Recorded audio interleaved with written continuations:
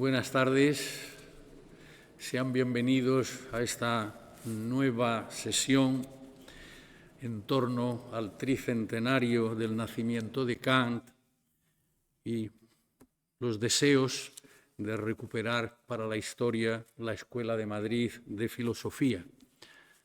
En esta tarde tan calamitosa desde el punto de vista climático en nuestro Levante y en el sur, y tan desagradable en Madrid.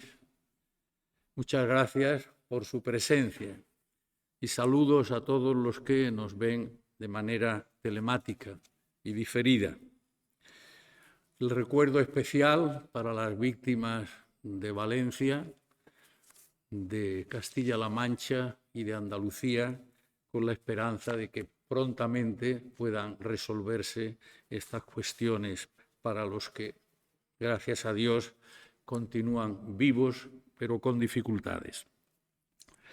En esta cuarta sesión, de título La Escuela de Marburgo, Ortega y Gasset y la Escuela de Madrid, la va a dictar el doctor Eduardo Huertas Vázquez.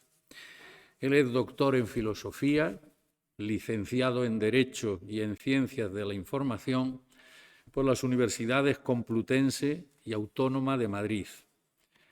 Amplió sus estudios en el Instituto de Sociología de la Universidad Libre de Bruselas, en la Escuela Práctica de Altos Estudios de París y en el Instituto Internacional de Derechos del Hombre de Estrasburgo.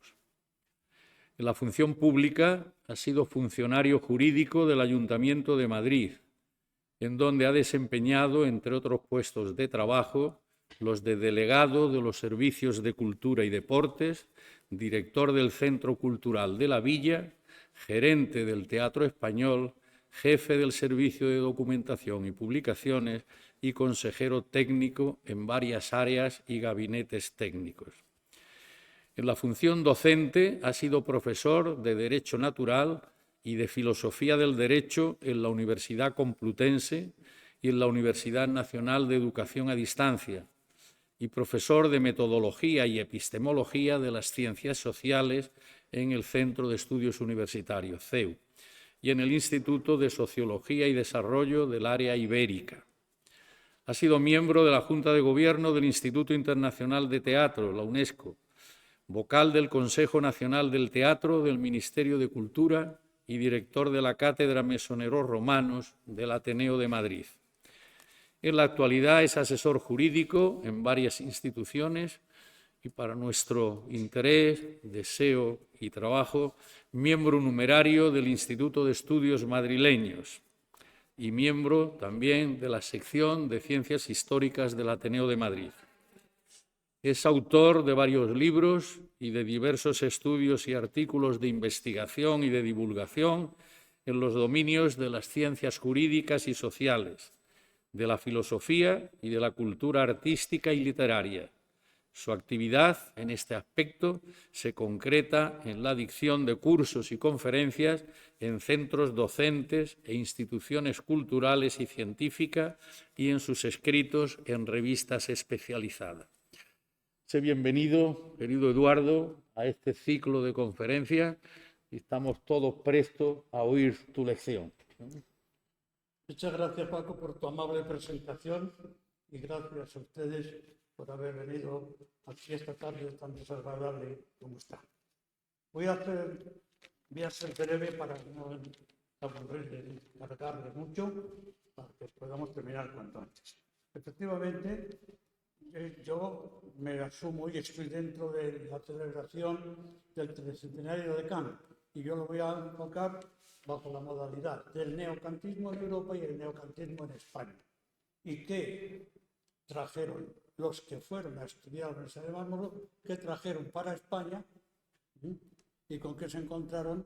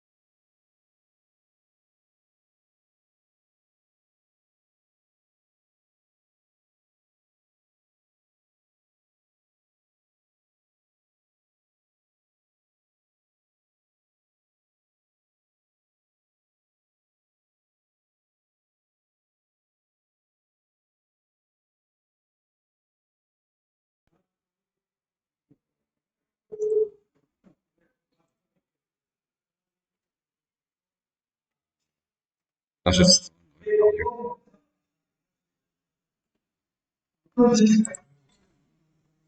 El audio no.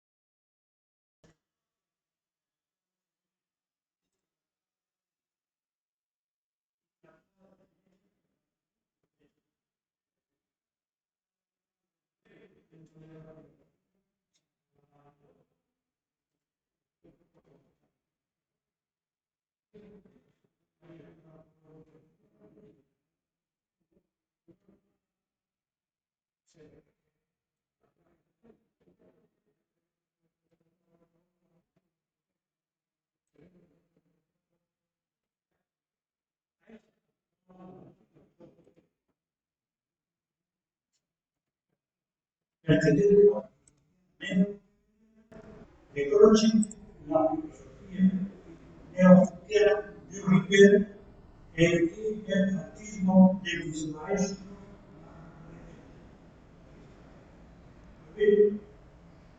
Entonces, vemos que estos neos trajes de viejo sistema arreglados pero la generación anterior, porque la generación anterior había vertido por completo la técnica de la filosofía y era menester reaprenderla. Pero a la vez se revela en ellos la incapacidad de construir originalmente una nueva síntesis de la vida. En esta posición del neocantismo, el historiador de la filosofía alemana en una obra de 1981, Chensky, señala que en Alemania a finales del siglo XIX el idealismo resurgió en la forma del neocantismo.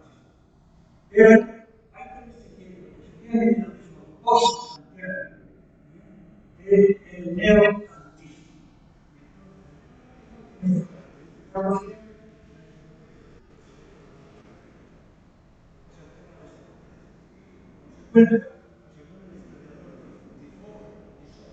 Se pueden distinguir tres oleadas de neocantismos en Alemania, señalando la tercera oleada, que es la que nos interesa, de 1860 a después de la Primera Guerra Mundial. Se produce la vuelta a Kant, la vuelta al neocantismo, que es la advenión por espacio de casi 3 siglos de las cátedras y centros culturales más prestigiosos de Alemania.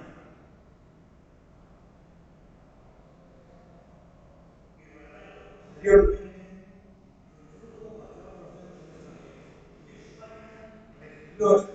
mediante los pensionados de la Junta de Ampliación de Estudios, que veremos después quiénes eran.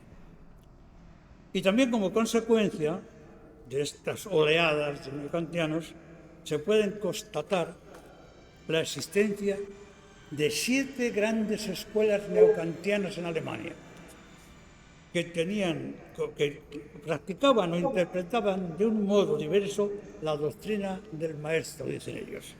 Estas escuelas son las siguientes: la dirección fisiológica de Lange, la dirección metafísica de Lippmann, la dirección realista de Rielt, la dirección relativista de Simmel y la dimensión han sido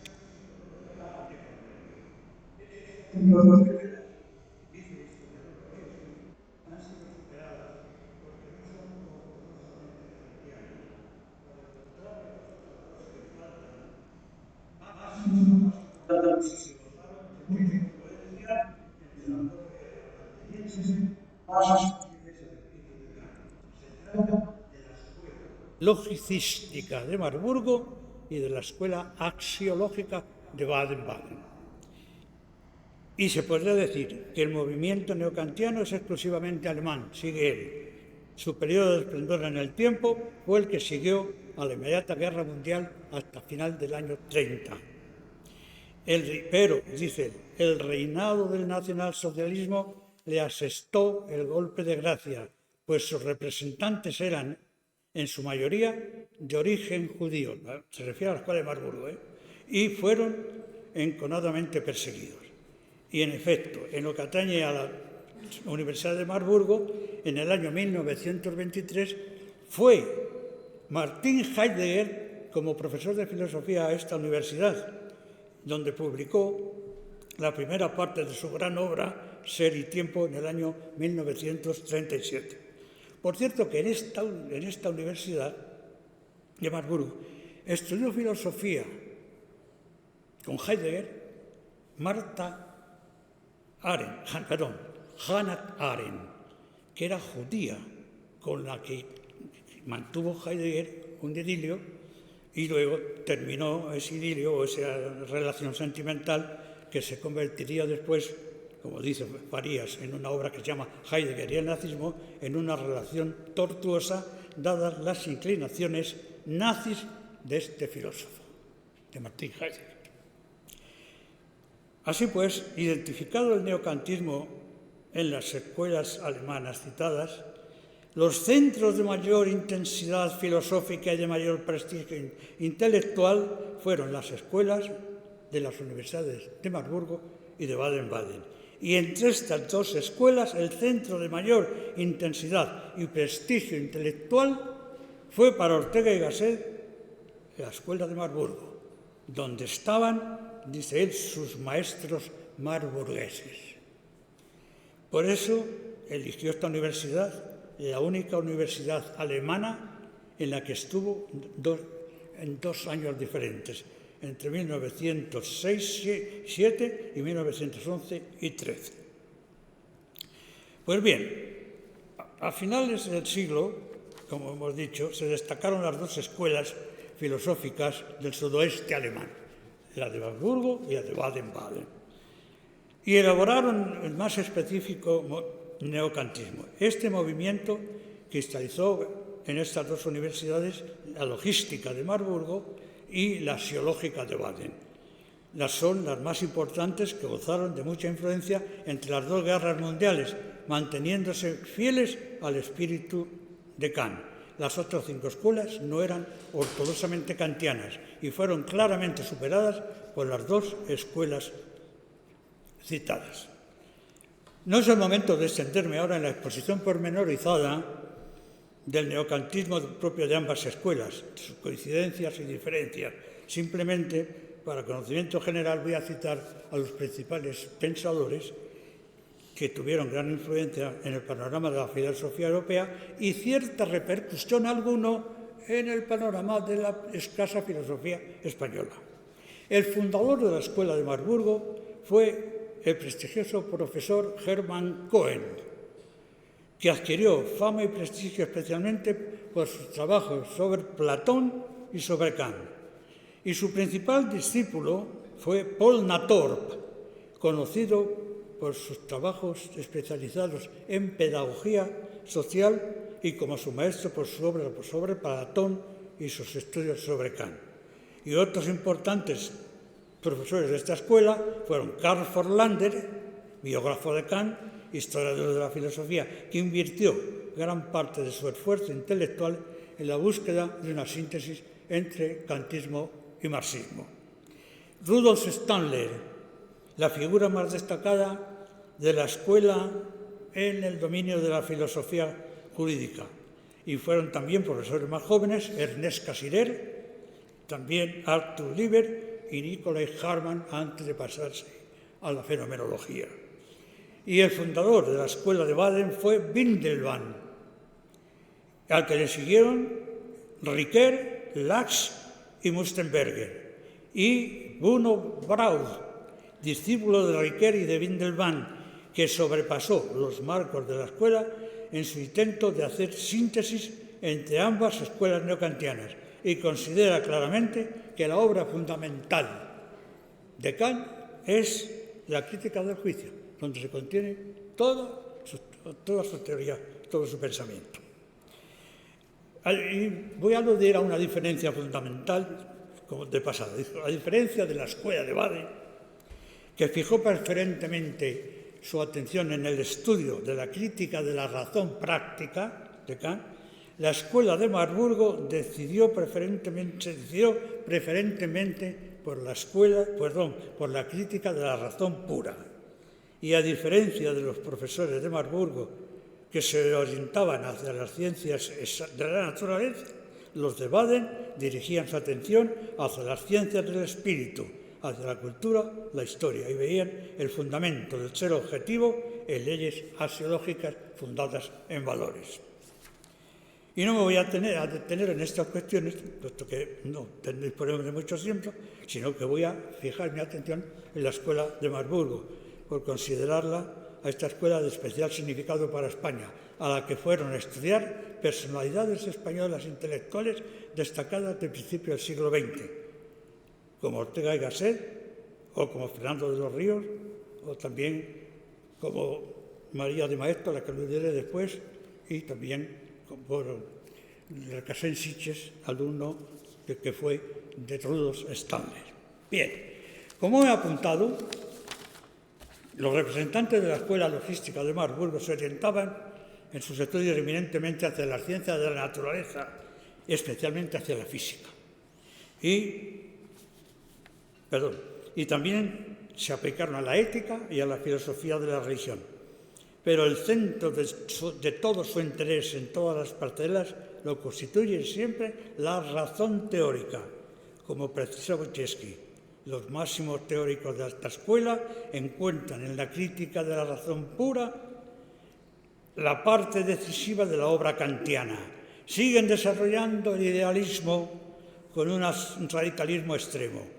Todo, sin excepción, es reducido a leyes lógicas, es decir, leyes de la naturaleza, y efectivamente vemos cómo las leyes de la física tienen una materia, que es la física, y las leyes de la libertad, que lo llama Kant en su obra La fundamentación de la metafísica de las costumbres, las leyes de la libertad, cuya ciencia es la ética. Pues bien, sigamos con todo esto muy deprisa. Y en cuanto a la ética, vamos a ver, los filósofos de Marburgo piensan que las normas que rigen la moral son necesariamente a priori, porque solo admiten leyes lógicas construidas por la mente humana. A priori, es decir, que no proceden de la experiencia, negaban la experiencia. Así pues, la ética en Kant no es más que una lógica del deber ser, en la ética, no del ser, de su obra La crítica de la razón pura. Lógica de deber ser puramente formal, es decir, sin contenido específico en principio. Algunos teóricos de Marburgo dieron gran importancia a esta ética de la razón práctica y en base a ella, especialmente el profesor Karl Forlander, intentó una síntesis entre la ética kantiana y la ética socialista marxista. Pues bien, vamos a ver qué pintó Kant en esta escuela. Y el profesor Paul Nator, discípulo de Hermann Cohen, dio una conferencia en la escuela, en la Sociedad Kantiana de Halle, el 25 de abril del 12, que se titulaba Kant y la Escuela Filosófica de Marburgo. Y en el texto de esta escuela, el autor Paul Nator lo que hace es remitirse a tres obras como si dijéramos, específicas de su maestro Cohen. Estas obras eran la teoría de la experiencia de Kant, la fundamentación de la ética de Kant y la fundamentación de la estética de Kant. Y esta obra, Kant en la Escuela Filosófica, está traducida en España por el historiador de la filosofía José Vicente Viqueira.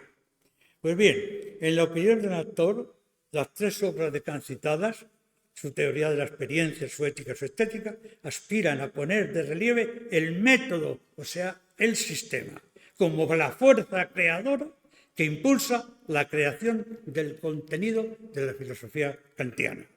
Y puesto que esta filosofía significa como un todo, un hecho genial, uno de los más grandes que pueden señalarse en la historia del pensamiento humano, se halla sometida a la corriente total del desarrollo de la filosofía, de la ciencia y de la cultura. Pertenece a una familia espiritual cuyos antepasados se remontan nada menos que a Platón, porque tanto el Nator como Cohen decía que casi todo lo que estaba en Kant estaba ya en Platón. Yo no lo puedo entender eso bien.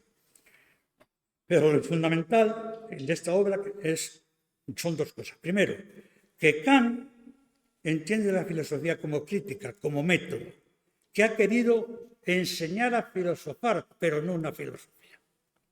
Y al final hace por Nator unas reflexiones sobre lo que significó el kantismo para los estudiantes en la escuela de Marburgo.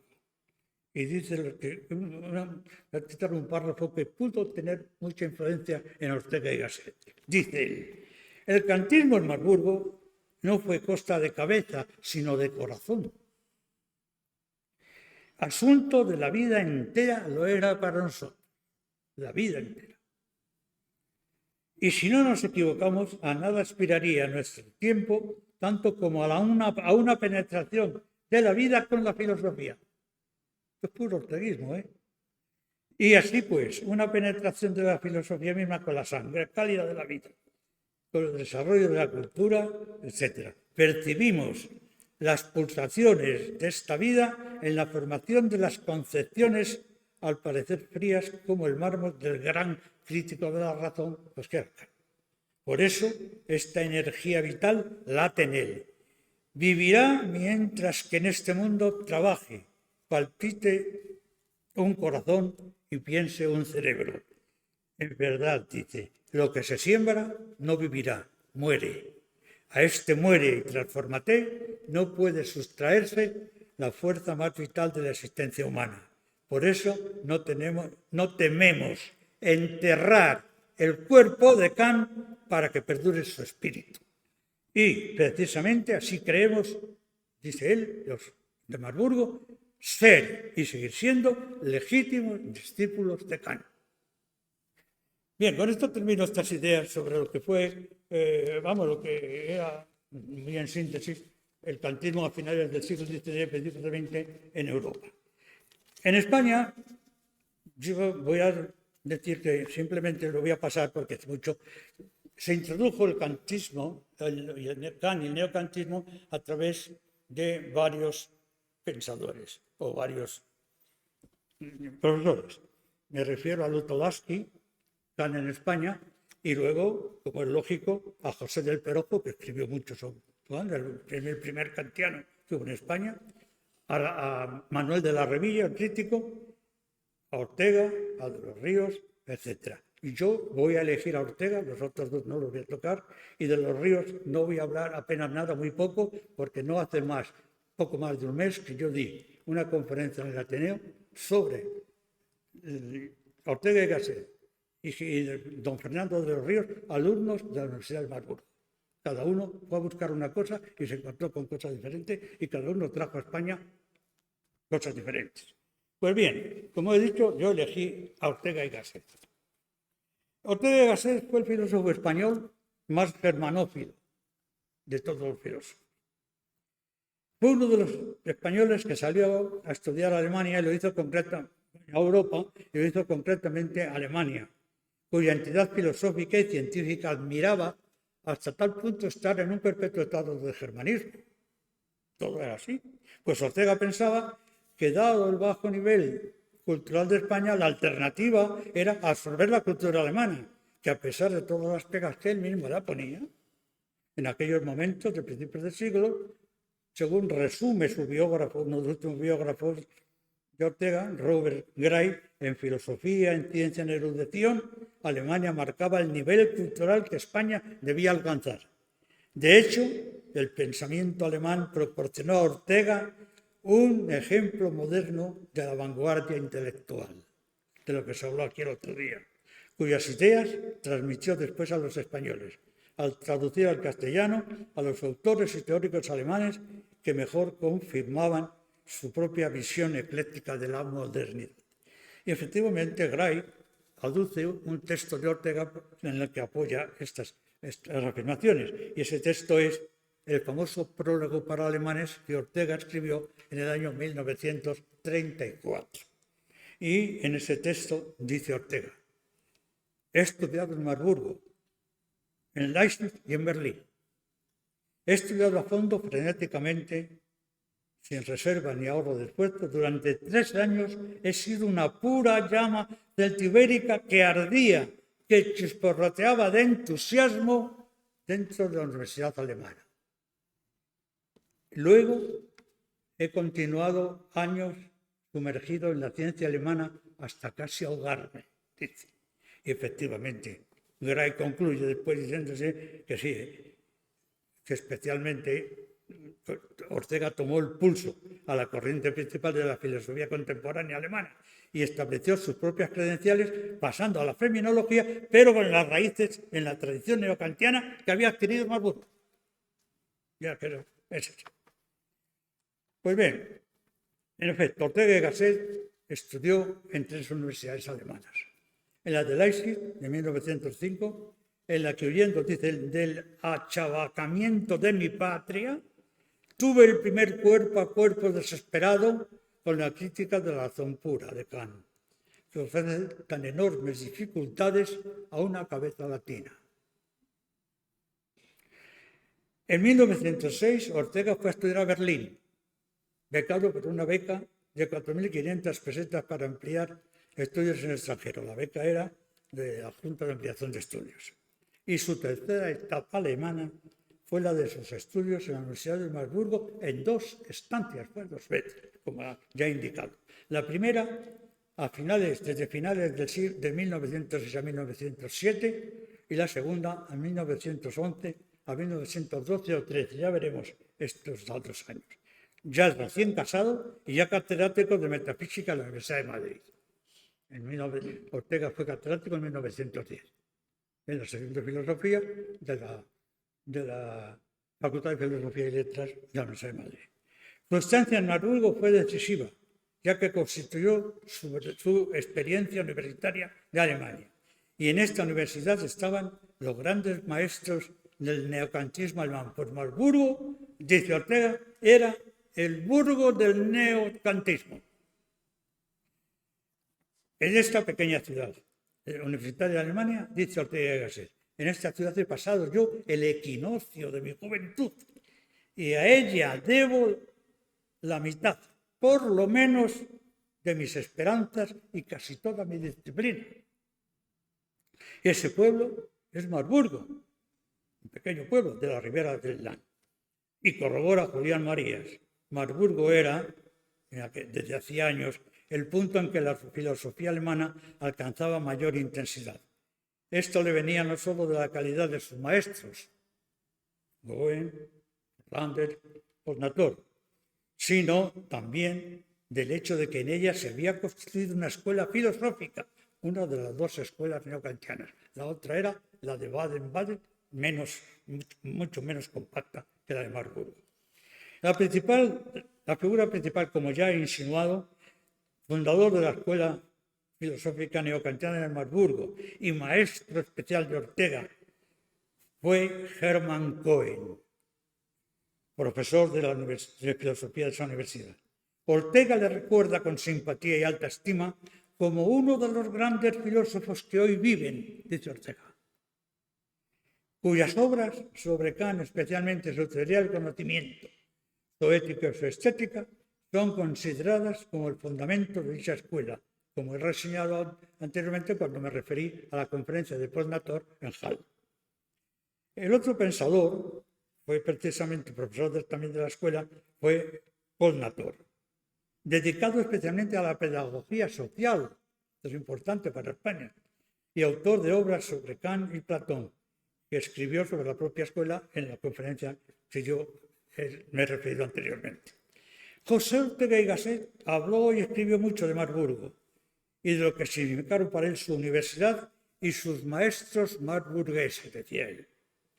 Como muestras, ahí están unos trabajos de 1929 sobre Kant, titulado Reflexiones de Centenario y Filosofía Pura, anexo a mi folleto Kant, y el citado prólogo para alemanes que lo escribió en 1934. Y cuando Ortega escribe este prólogo, ya era consciente de una cierta cerrazón de la Universidad de Marburgo, incluso de la impermeabilidad de su fundador Cohen, porque Marburgo era, como ya he dicho, para Ortega el purgo del neocantismo y del exclusivismo kantiano, ya veremos después. Se vivía dentro de la filosofía neocantiana como en una ciudadela sitiada, dice Ortega, en un perpetuo ¿quién vive? Todo el entorno era sentido como enemigo mortal. Los positivistas, los psicologistas, Fichte, Schellinger, etc. Se les consideraba tan hostiles que no se les leía. En Marburgo solo se leía Kant. Y el gobernador de la ciudadela, Cohen, era una mente poderosísima. La filosofía alemana y la de todo el mundo tiene una gran deuda con él, dice Ortega, de Cohen. Porque él fue quien obligó a elevar el nivel de la filosofía, lo cual es decisivo porque más que todo en la vida, como he dicho anteriormente, la filosofía es nivel. Cohen obligó a tomar contacto a sus alumnos con la filosofía difícil y sobre todo renovó la voluntad de sistema, que es lo específico de la inspiración kantiana, filosofía kantiana. Lo que desde su cátedra decía Cohen por los años aquellos, concluye Ortega y Gasset, no puede llamarse propiamente neocantismo. Era más bien fulgurar el kantismo, fulgurar el Kant. Y para fulminar todos los enemigos reales e imaginarios. Hombre apasionado, Cohen era un formidable escritor como era un formidable orador. Su prosa, hablada o escrita, era de índole bélica, dice Ortega. De él aprendí yo a extraer la emoción del dramatismo que efectivamente yace en todo gran problema intelectual. Mejor aún, que todo problema de ideas es dramatismo. La más alta y fecunda misión del profesor universitario es disparar ese dramatismo potencial y hacer que los estudiantes en cada lección asistan a una tragedia. Está bellamente expresado. Y una vez más, en este prólogo para alemanes, deja bien claro Ortega que en Marburgo no se enseñaba filosofía. Era precisa saberla de antemano, traerla aprendida desde el vientre de su madre. Enseñaba la filosofía, pero no filosofía. Y en cuanto al dramatismo, dice, no cabe dudar de que la lección que mejor asimiló Ortega de su maestro fue el dramatismo. Sin duda, Ortega encontró en Marburgo la corroboración de su más hondo sentimiento, la seguridad de que la filosofía tenía que ser otra cosa distinta a ese cerrado neoclasicismo de Marburgo, que allí se enseñaba. Pero tenía que ser también eso, dice. Y si no, era una filosofía deficiente.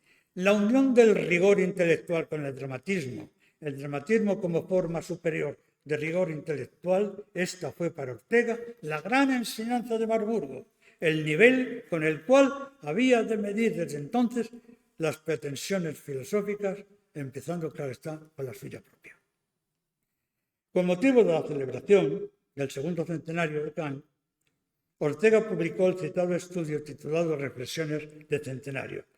Este estudio tiene un comienzo en el que Ortega cuenta lo que sucedió con el kantismo que había adquirido en Marburgo después de todo lo que había dicho sobre la estancia en esta universidad y sobre sus maestros marburgueses, Cohen y Nator. Y Ortega se responde a sí mismo en esta narración de la aventura del neocantismo dentro de su sistema de pensamiento. Fíjense lo que dice Ortega. Durante 10 años he vivido dentro del pensamiento kantiano. Lo he respirado como una atmósfera. Y ha sido a la vez mi casa y mi prisión. Yo dudo mucho que quien no haya hecho cosa parecida pueda ver con claridad el sentido de nuestro tiempo. En la obra de Kant están contenidos los secretos decisivos de la época moderna, sus virtudes y sus esfuerzos. Con un gran esfuerzo me he evadido de la prisión kantiana y he escapado a su expulso atmosférico. No han podido hacer lo mismo lo que en su hora no siguieron de largo tiempo estudiando esta filosofía. De la magnífica prisión kantiana solo es posible, sigue Ortega, ingiriéndola. Solo es posible evadirse ingiriéndola. Es preciso ser kantiano hasta el fondo de sí mismo y luego, por digestión, renacer al nuevo espíritu. Porque la filosofía de Kant es una de esas adquisiciones eternas que es preciso conservar para poder ser otra cosa más allá. Después de haber vivido largo tiempo la filosofía de Kant, después de haber morado dentro de ella, es grato en esta sazón del centenario ir a visitarla para verla desde fuera como un día de fiesta, pues se va al jardín zoológico para ver la jirafa. Pues bien, vamos a hablar algo de lo que ya proponía Ortega. Decía que esa filosofía no le satisfacía y pretendía ir algo más allá, pero que no podía prescindir de ella. Pues bien, respecto a ese más allá que Kant aprendió en Marburgo, Ortega, en el prólogo para alemanes, habla del post-kantismo y del idealismo post-kantiano, y diciendo: los hombres de Marburgo, a pesar de su odio a Schelling y Hegel, iban inspirados en saberlo por muy certero propósito: elevar el kantismo al nivel del idealismo posterior y viceversa, limitar el idealismo especulativo dentro de las fronteras naturalistas newtonianas de Kant. Y a continuación, Ortega concreta 3 elementos que de común, dice él, hallamos los jóvenes, el grupo juvenil de 1911 en nosotros. Y esos 3 elementos eran los siguientes: resolución de veracidad, es decir, someter exactamente la idea a lo que se presenta como real. La adequatio mentis rei de la filosofía cristiana. Segundo, voluntad del sistema. Y los de Marburgo tenían el sistema no como una delicia, como decían los románticos, sino como una dura obligación específica del filósofo. El sistema, sentido así, no podía ser obra juvenil. De aquí que un tácito acuerdo que cada cual debió, en el secreto de su mismo, dejar el fruto maduro para ahora más madura. O sea, que habla siendo jóvenes, dejarlo para más tarde. Y la tercera cosa es la convicción, que era preciso echar la nave al agua, dice Ortega, y abandonar no solo la provincia del idealismo romántico, sino todo el continente idealista. Pues bien, no obstante, Ortega iba a ser, refiriéndose a los años jóvenes de estudiante en Marburgo, puntualiza: el grupo de jóvenes que entre 1907 y 11 aprendía en la ciudadela del neocantismo los usos de la milicia filosófica, al llegar a los 26 años ya no era kantiano. No habíamos perdido, sin embargo, el tiempo. Habíamos estudiado a fondo a Kant y esto no era un grano de anís. Es más frecuente de lo que se cree que inclusive filósofos de cierto rango arrastren toda su vida como una cadena al pie un insuficiente conocimiento de Kant.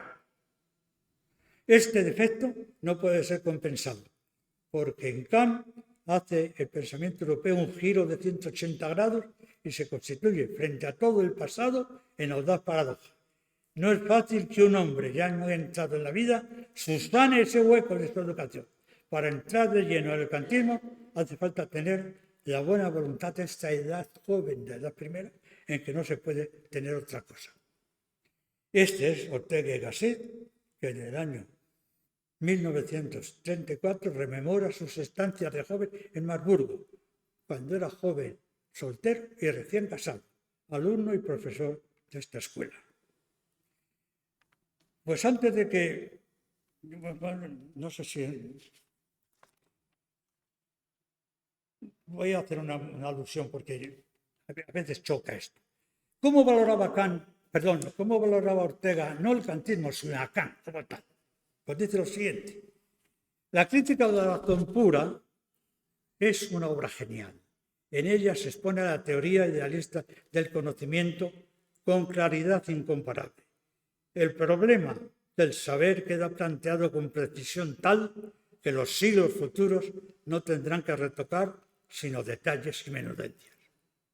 Y sigue. Pero si Kant hubiese compuesto solo ese volumen, no tendría el lugar preeminente entre todos los filósofos habidos. Su invento fue otro. Lo nuevo en la filosofía lo trajeron los 2 libros siguientes: Fundamentos de la metafísica de las costumbres y la crítica de la razón práctica, es decir, la moral como ciencia.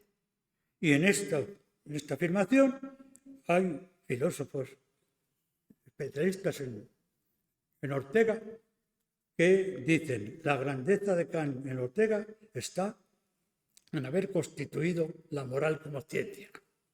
Sí, o sea, haber formulado el principio en que debe fundamentarse toda ética racional. La democracia no solo es posible desde esta moral, que tiene sus raíces en la experiencia humana, porque para Ortega, esto de la democracia, él decía: para mí democracia significa esto: socialización de la cultura, comunidad de trabajo y resurrección de la moral. Esto es lo que efectivamente pensaba. Pero luego vamos a ver de Kant. Vamos a ver, para Ortega, Kant era el filósofo por antonomasia del siglo XIX. Pero vamos a ver cómo repercutió en él, y lo vamos a ver en las palabras de García Morente, que fue su amigo, su admirador y su colaborador académico, siendo decano de la Facultad de Filosofía y Letras, donde estaba radicada y donde se formó en torno a Ortega la Escuela de Madrid.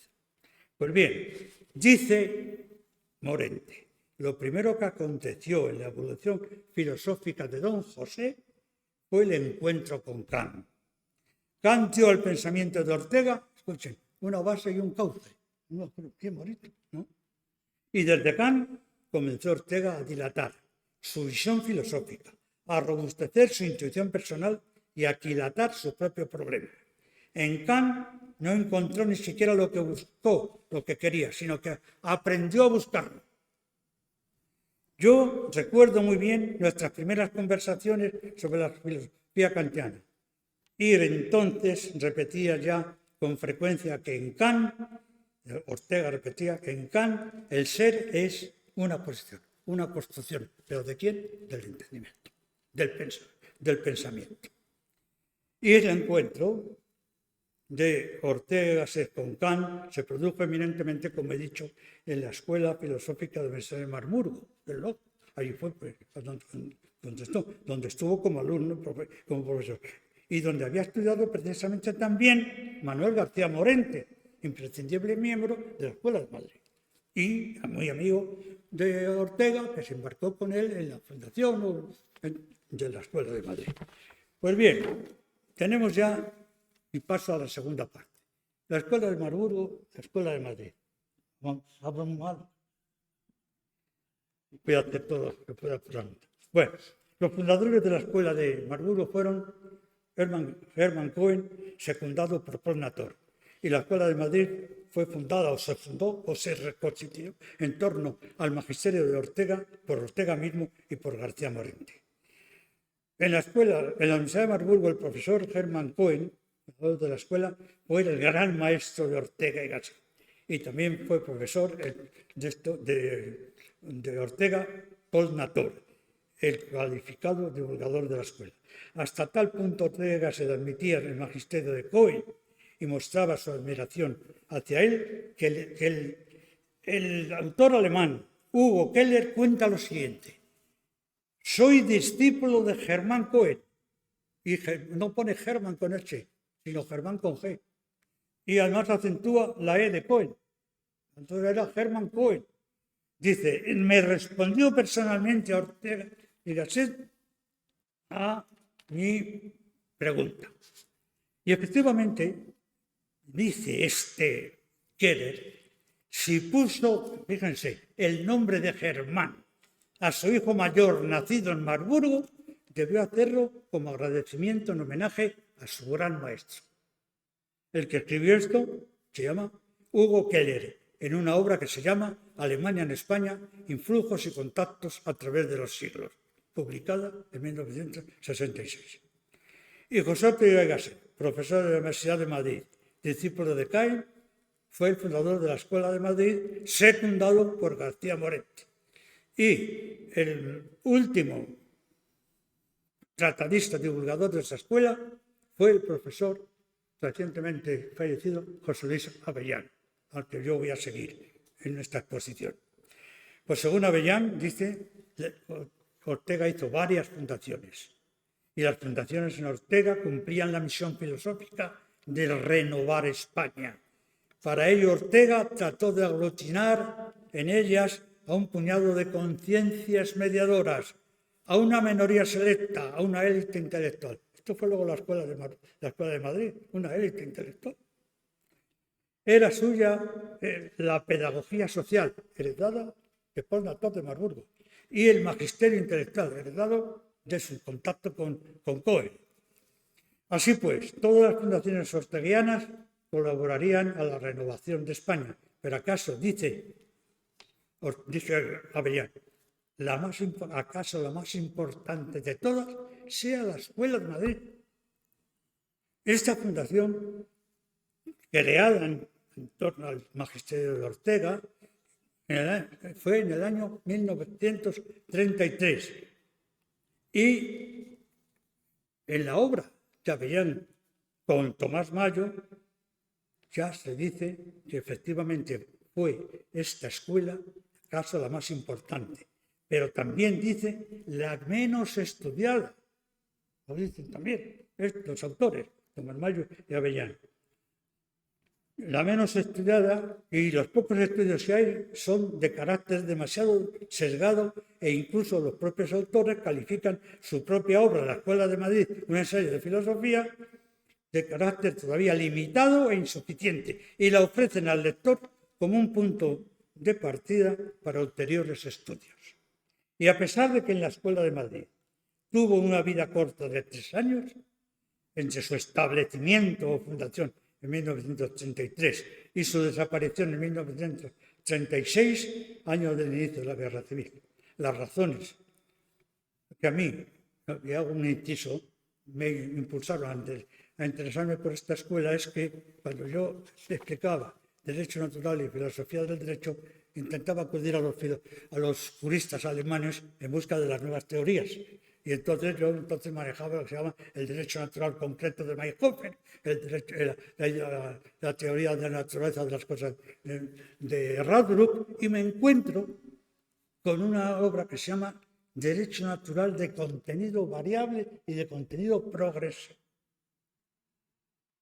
Y era de un profesor de la Escuela Neokantiana de Marburgo llamado Rudolf Stanley, con quien precisamente amplió sus estudios un importante miembro de la Escuela de Madrid, el profesor de Filosofía del Derecho Luis Recasens Sitges, cuya obra yo seguía en mis explicaciones porque la consideraba importante en el dominio de la moderna filosofía jurídica española.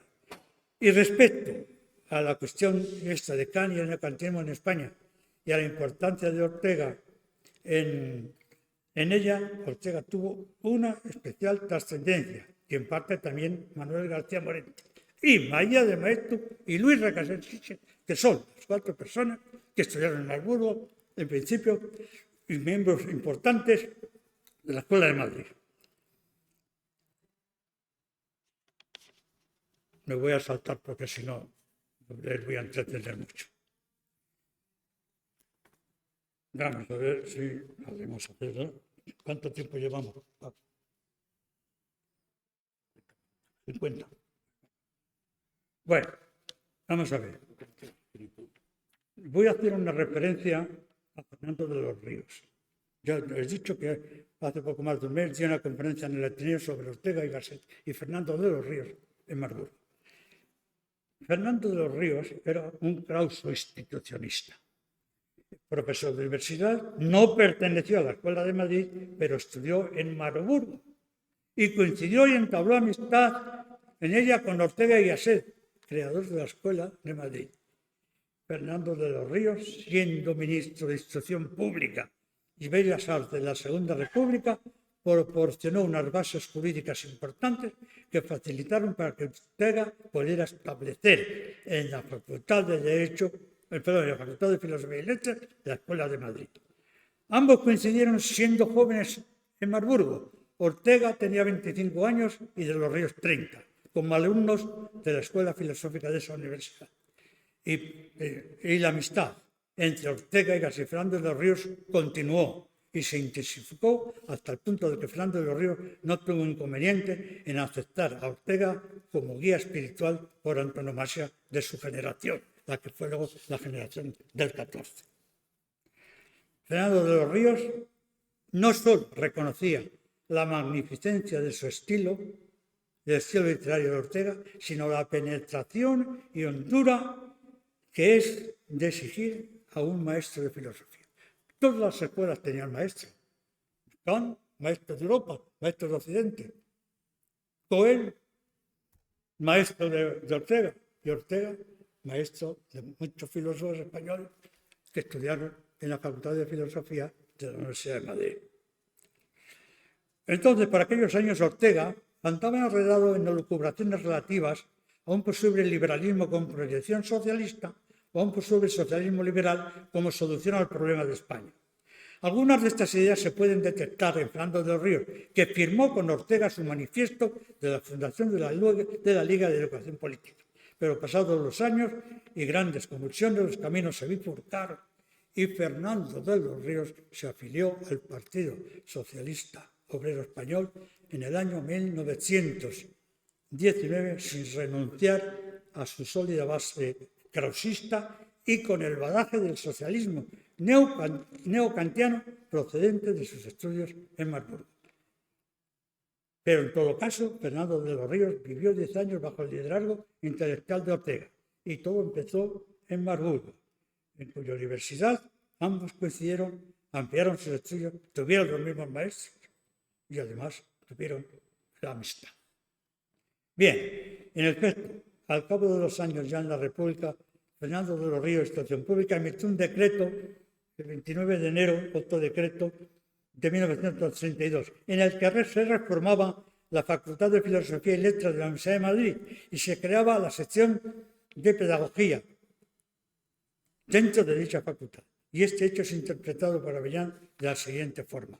El ritmo incesante de la pareja Ortega y García Morente lograba colocar otro pilar jurídico de la Escuela de Madrid.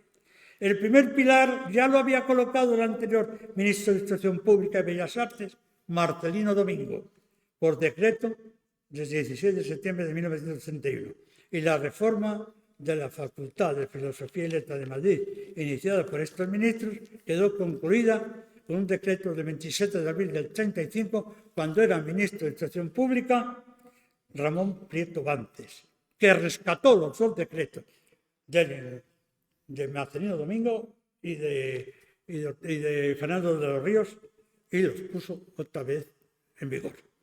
Y a la vista del rotundo éxito de la reforma jurídico-administrativa de la Facultad de Filosofía, que posibilitó, según Avellán y Tomás Mayo, el surgimiento de la Escuela de Madrid en el ámbito filosófico, ese éxito animó a las autoridades educativas a ampliar el ensayo al resto de la universidad, para lo cual se elaboró un proyecto de ley de base de la reforma universitaria firmado el 14 de marzo del 33, siendo precisamente ministro de Instrucción Pública Fernando de los Ríos.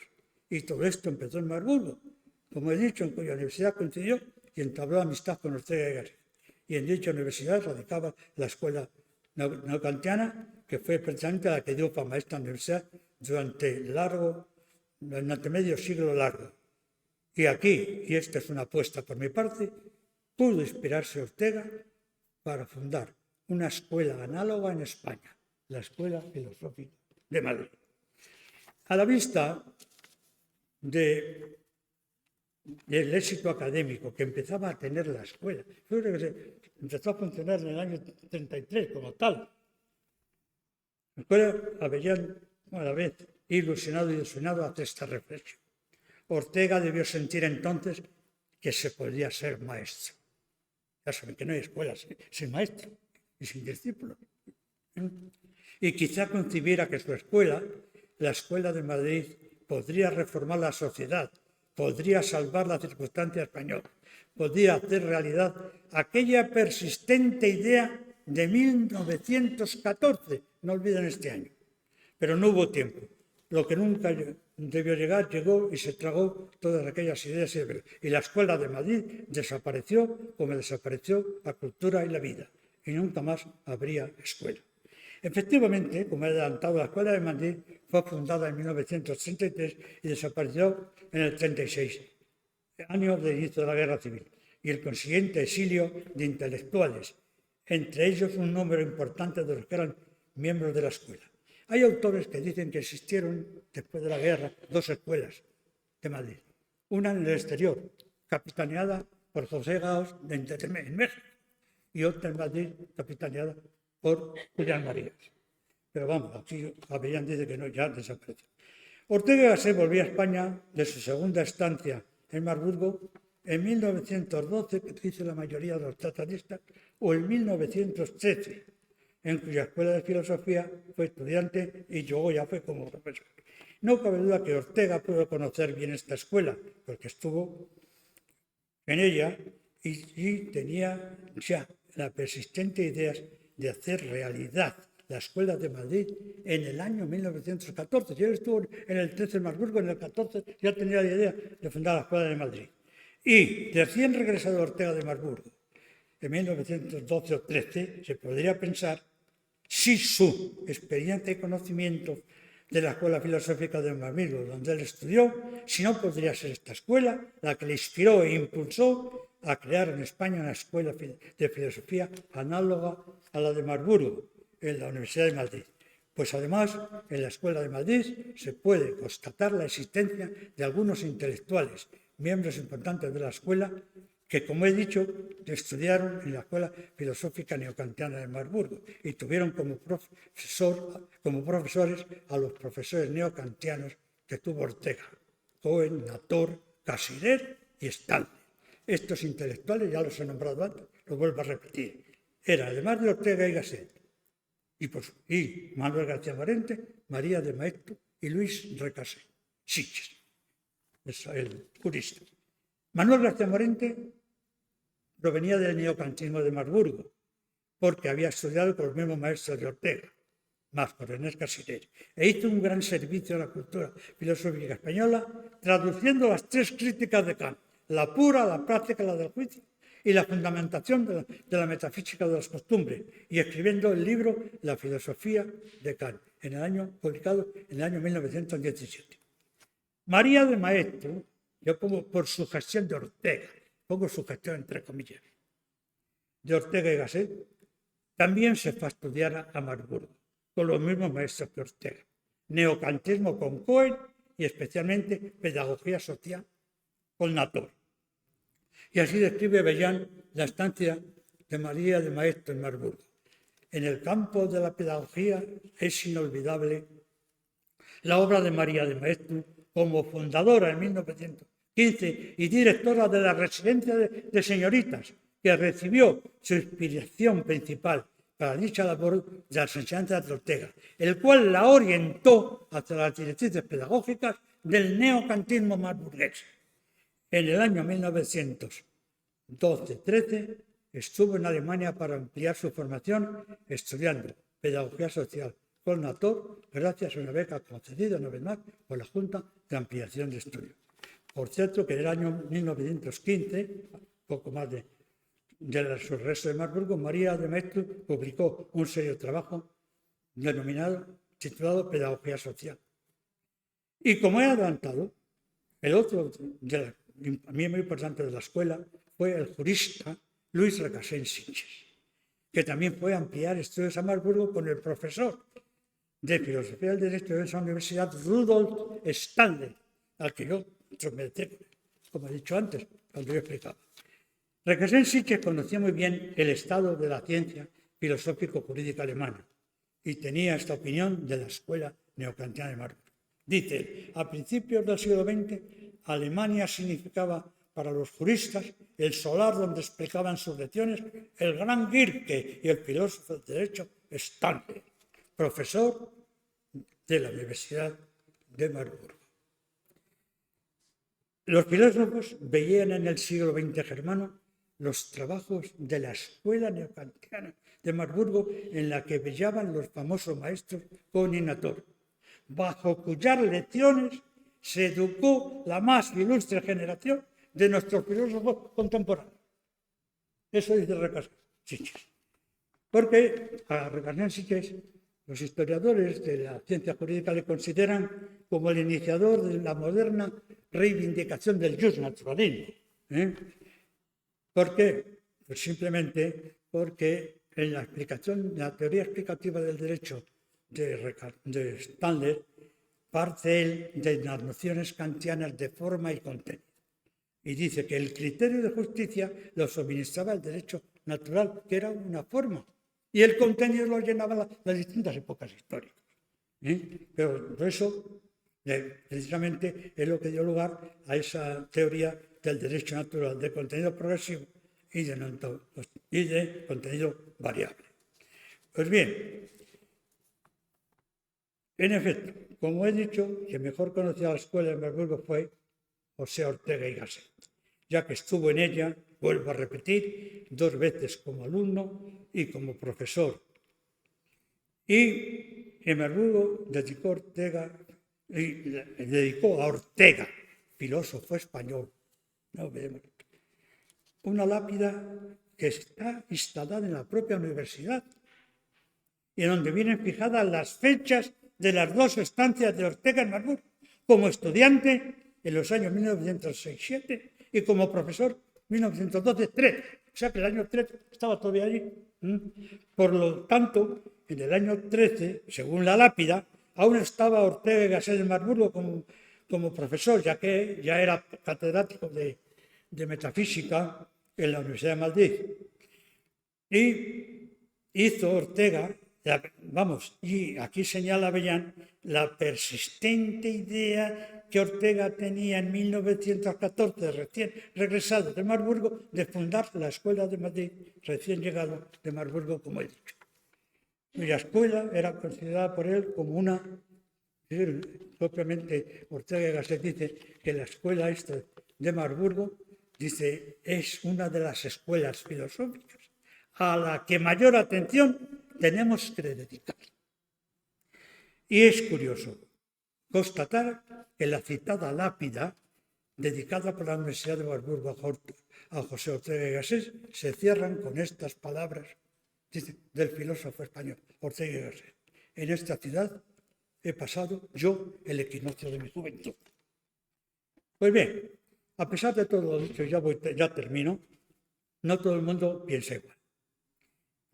A pesar de todo lo que significó Marburgo para Ortega, la única universidad en la que estuvo 2 veces, hay quien opina, como el investigador Francisco Gil Villegas, en una obra que se llama El Mesías y los discípulos, dice, para un joven con las inquietudes estéticas y culturales de Ortega, tan alejado de los problemas teológicos, dense cuenta que la Universidad de Marburgo fue una universidad confesional, una universidad protestante.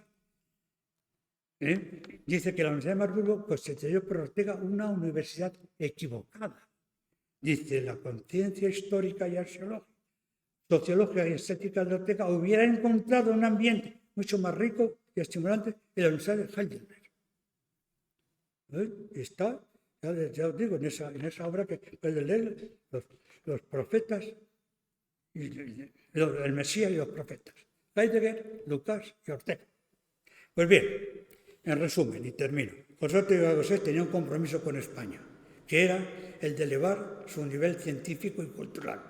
Y para esto fue a estudiar a Alemania, a la Universidad de Marburgo, a su escuela de filosofía neokantiana. Y lo hizo con el propósito de encontrar el nivel filosófico que, a su parecer, Europa había perdido y que España no tenía, y que necesitaba para su regeneración o, como él dice, para su renovación a través de una europeización científica y de una moderna culturización en los trágicos momentos nacionales de la crisis de fin de siglo. Esto es de finales del siglo XIX, principios del XX. Y aquí luego sigo yo con una reflexión. ¿Qué buscaron los españoles que fueron a Marburgo? ¿Qué buscaron, qué adquirieron, con qué se encontraron y qué trajeron a España? Por lo pronto, Ortega buscó el nivel de la filosofía, el suyo propio, y para cumplir el compromiso español de renovar España en la filosofía y con la filosofía. ¿Qué buscaba, por ejemplo, Fernando de los Ríos? Fue buscando las modernas teorías pedagógicas y se encontró con el socialismo neokantiano, de donde sacó él la teoría del socialismo humanista, del socialismo democrático, que luego intentó aplicar al Partido Socialista Obrero Español, cuando en la cuestión del tercerismo él se opuso a los terceristas que defendían que el Partido Socialista Obrero Español se adhiriera a la Tercera Internacional, que era la Internacional Comunista. Él luchó contra ellos y se reivindicaba, y defendía el socialismo, pero no marxista, sino humanista y democrático, que heredó de Marburgo, efectivamente, de sus maestros Cohen y Paul Nator. Y con esto termino y les pido disculpas por haberme excedido demasiado.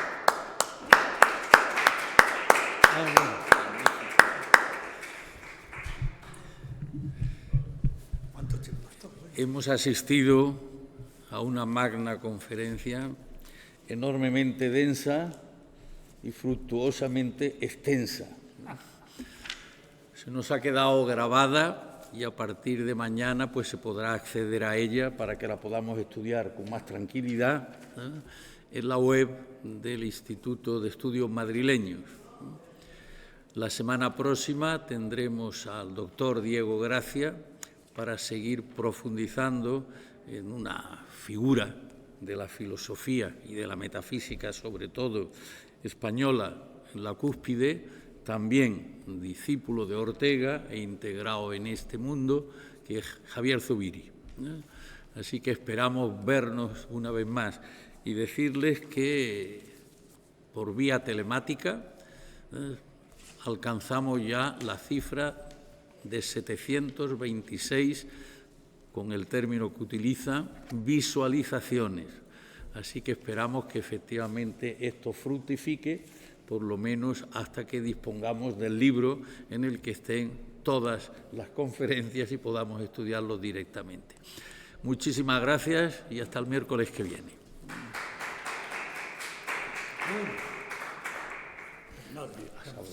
Yo soy un maestro como alumno.